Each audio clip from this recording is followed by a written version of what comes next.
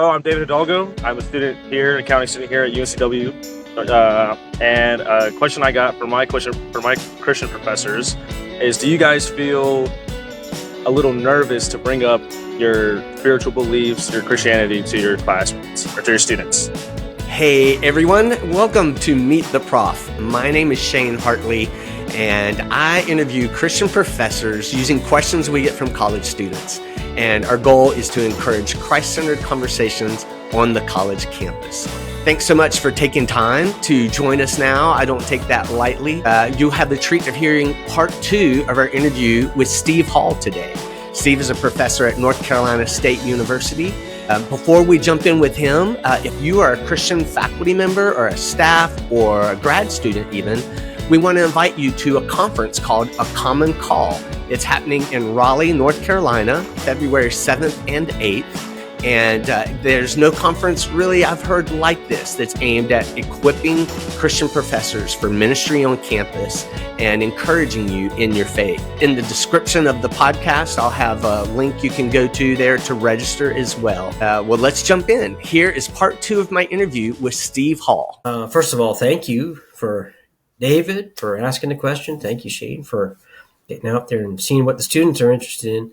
I would say, first of all, yes. And I recall the first time I was challenged by a colleague who said, "Do you share Christ in your class?" And I'm like, "No, not really." So I thought about that, and he prodded me, And so finally I said, "All right, I'm going to put a slide in, and I'm going to see how it goes." And I was terrified. I really thought, somebody's going to call the dean. I'm going to get fired. I'm never going to get tenured. Right. And to the best of my knowledge, no one has ever called the dean. This year, right at the end of the first class, one of the students said, "Doc, I saw you at the crew meeting." Now, I don't go to I'll admit, I don't go to the undergrad crew meeting very often. I work with grads and faculty more. The timing's tough with putting kids down to bed. But I had gone to this one, the kind of previous week. And I'm like, "Okay, yeah, cool. How'd you like that?"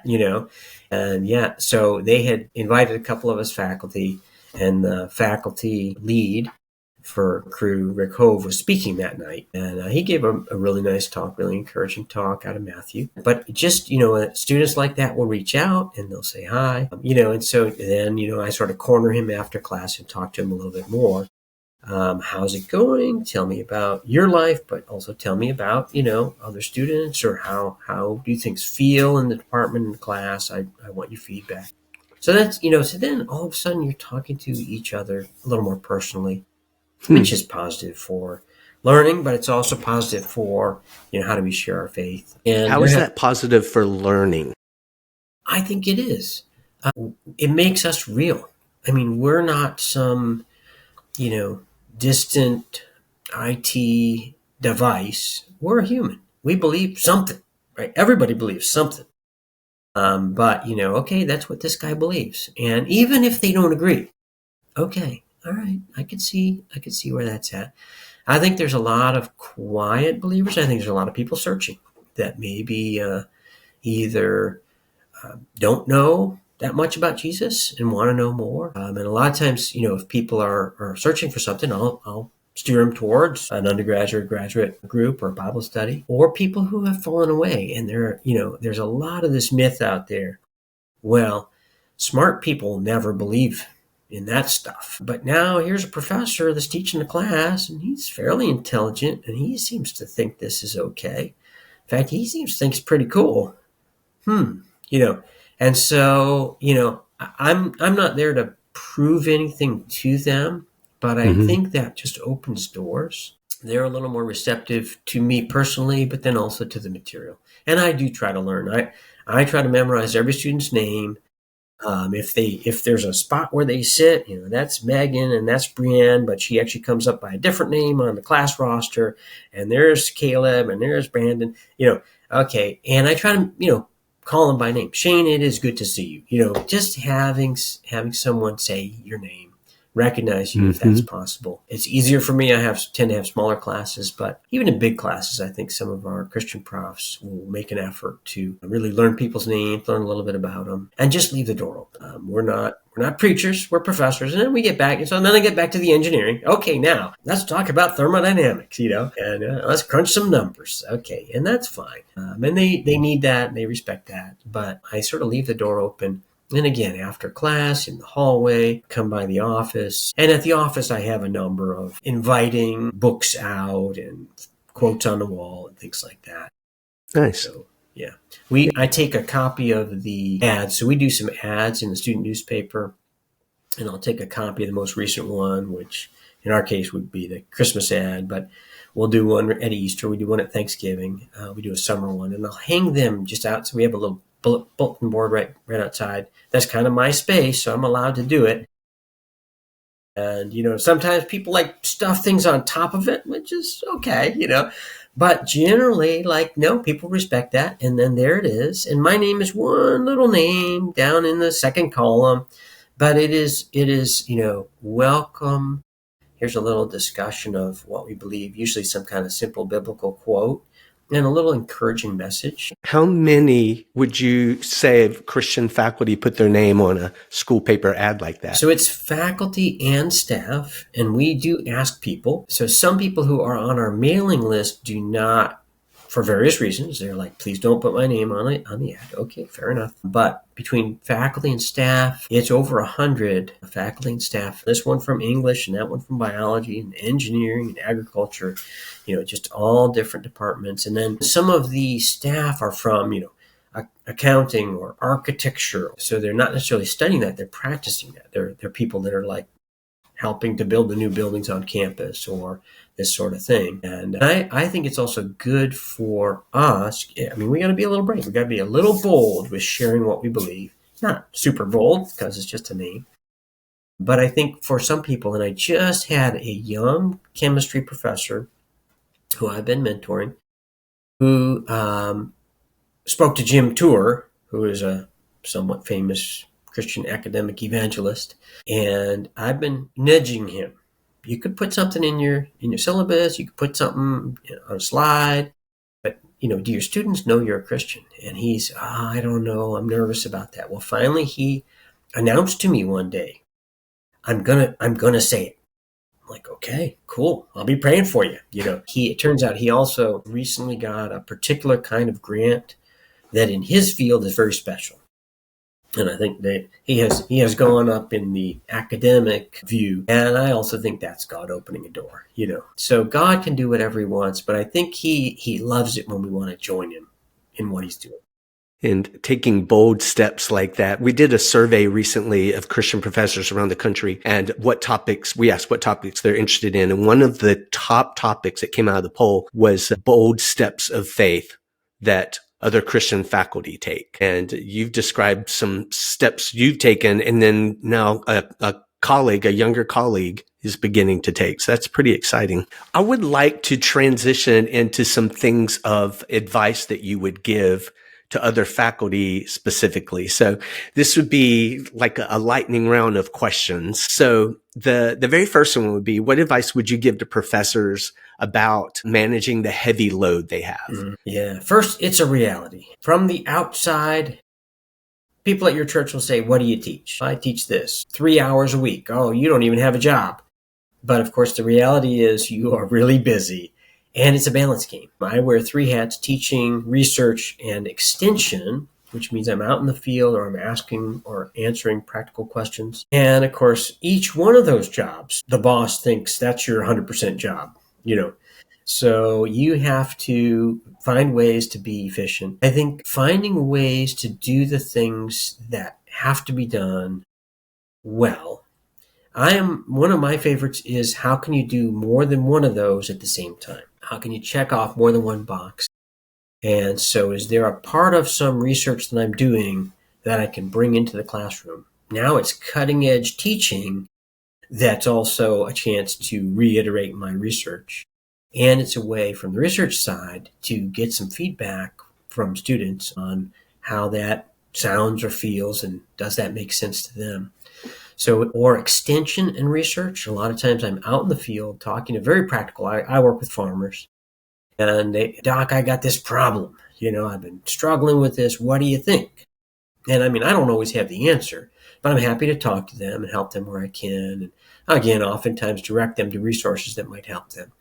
But that also, especially if I'm hearing that from more than one farmer, like, Doc, we've been having this problem. I heard that the other Jim down the road was having that issue. Yeah, I don't know. Nobody seems to know the answer. Well, if there are a bunch of people having a problem, that's a research topic. Okay, so now I've got partners. I could do some really controlled study at the lab at the university, and they might be able to do some more applied work, perhaps, and they might be willing because now there's a conversation there. So I always try to find ways of doing more than one. During COVID, or actually right before COVID, and it worked out well, we did a series of virtual videos, virtual tours. So you couldn't go on some of these farms. You still can't go on some of the farms for various biosecurity type reasons. But you want to show people, like, what does this look like? How is this done well? Obviously, you can do something poorly. That's not what we're talking about. But how do you do it well? And so we went out with film crew, and we filmed the process of growing them from babies up through big fish, harvesting them, sending them off to market. In this case, it was live tilapia that came in as little teeny fish, went into small tanks, eventually got graded up to bigger tanks, and then went out as fish that were going out for sale, and they ship them up to the cities and sell them live, which is kind of a cool thing. So those are some hints, some ways to try to do more than one thing at a time. I like that. Look for crossover opportunities. Yeah. Great. That's helpful. Another felt need for many Christian faculty is to learn, how can I have any kind of a mentoring relationship with students? Maybe it's not their students at that semester, but other students other times. So what advice would you give to faculty who are wanting to learn to take steps like that, mentoring students spiritually? Yeah, and I think students are looking for that more than you think. Now, sometimes the student will be a little bit brave themselves, and they'll come by, maybe even bother you a little bit, and you realize, like, this person's looking for some advice, and then you can respond, let's talk, learn a little bit more about them.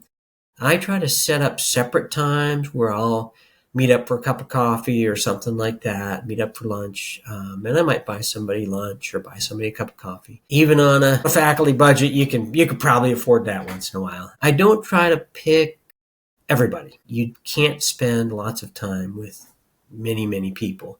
But I think, pray about it and think about it. And I think as a faculty, I have become more bold over the years in kind of cornering somebody and saying, this young professor is one of my, so now I do work with some undergrads, but more and more I'm spending time with like the grad students and with young faculty. Now, as I get older, they all look younger to me, and so maybe I have a little advice for them, but Yeah. I will invite them. And then lately I've actually been inviting them to my house. Come for dinner, come for a cup of coffee. We'll sit on the porch. They then witness my kids doing their thing. They witness the mess of my house, but also the bless of my mess. A mess and a bless. It's a messing and a blessing. Mm-hmm. And they get to see, no, this guy's real. He's kind of a mess sometimes, but that he seems to be enjoying it and navigating it. And it can be done. Mostly, I just wanted to dispel some of these myths. You can't be a Christian and be smart. You can't be a faculty member and be a Christian. Yes, you can. You can be smart and love Jesus. Jesus was infinitely wise. Why shouldn't smart people today love Jesus? They can. You can't be a faculty member and start a family. Well, I'm not saying there's a perfect time for starting a family. I mean, anybody that has kids will admit that. But, the Lord has provided. And I'm not saying we haven't squeezed in a couple of times, but the Lord has really supernaturally.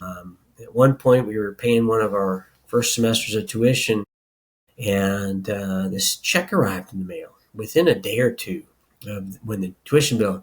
And we had kind of looked at that number. Oh, that's kind of a big number. Let's just let that sit for a little bit, and we'll see. And then this check came in, and they were within $400 of the same number. Pray to the Lord. I sometimes forget to pray. I mean, the Bible says pray continually. So even our conversation should be a kind of prayer. Thank you, Lord, for letting me be here with Shane. use our voices to go out to faculty and students and others, encourage them. But bring your supplications to the Lord with thanksgiving, and He will provide a peace that passes understanding. And I think bring your needs and your requests to the Lord. That's helpful. Great. Last lightning round question is, what advice would you give to faculty who are struggling to connect with their students now that the classes they have are strictly online? Yeah, so different institutions have gone different ways, and depending on where you are, you might be very in person, you might be some kind of hybrid, and you might be strictly online. And the online is harder. I do think, in person is hard because you got to get there and you got to physically work on things. But online is hard to connect. Again, I think if you can have virtual space, I share my personal cell phone number and invite people to text me or call me. Some of them do. Many of them don't, but some of them do. And I will also have oftentimes some physical space I can be that some of the students may get a chance to intersect with me. And then I think there's lots of online tools, and you can steer people to other online resources. So Meet the Prof, and I think you might share that at some point, or the CFSN site, or the Common Call site, various other resources that appropriately, hey, here's some more information about what professors are doing. If you're interested in that, take a look over there. Hey, here's a conference that might be of interest. Here's a book that I've been reading. And you're not preaching that, you're just sharing that. Hey, and you can even have a sort of thing you share each of the days, a new different thing that you share.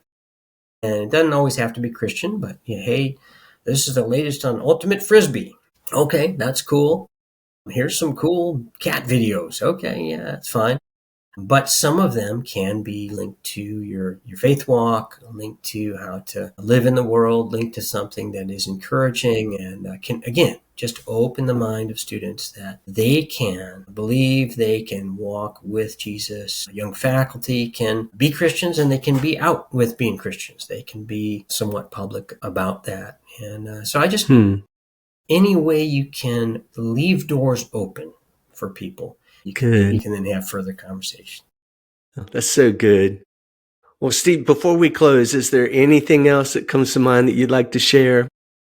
I know you and I are, just small parts of God's kingdom, but He's using us, and it's such an honor. And I think He's calling some of the people listening to this to join us, join God in what He's doing on your campus. Come to one of these conferences and join us there.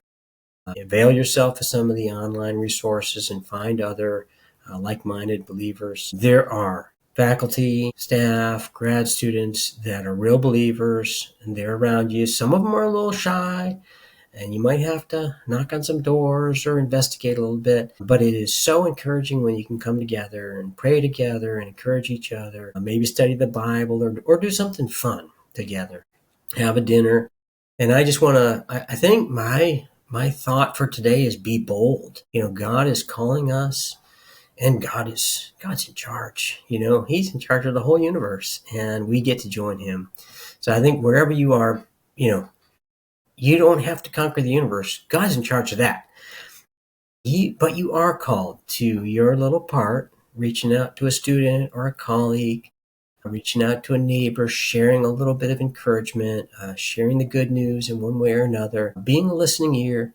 And, and it can be the kind of thing that can be very helpful for your success as a teacher and a researcher, and, in my case, extension. Worldly success and walking with the Lord don't necessarily always look the same. I'm not as worried about getting to the top of the ladder. I'm not as worried about money per se. But at the same time, I think most people would describe my life as pretty successful, but I attribute it to Jesus. And so I think, walk with Him first and be wise as serpents, innocent as doves. It's okay to think about who you're talking to and say something a little more subtle in some cases, or then leave a door open and say, hey, do you want to talk about this? So thanks again. Thanks. I'm really thankful for you, really grateful for this time to get to interview you and get to hear God's fingerprints all over your story, over your life. From the beginning, him showing himself a generous God to answer a prayer for a couch and to be one who cares and brings your wife to you at the perfect time, and a God who gives us strength to be bold and courageous. Yeah, thanks a lot for this time, Steve. Thank you, Shane. God bless you, and blessings to all. Well, Steve is such an encouragement. I really appreciate him. And I hope you were encouraged to get to know him some and hear about the steps of faith that he has been taking on campus and how he's trusting God. One thing I really appreciate about Steve is his heart for prayer. So he is asking God for a lot, and that's sort of contagious to me. And remember, if you're a Christian faculty member or a staff member or a grad student, you're invited to a Common Call, a conference for professors and staff and grads to grow closer with Jesus and learn more how to follow Jesus on your campus. And so the description will be having some of the links to that. And so until next time, I hope this encourages you to have a Christ-centered conversation on your college campus.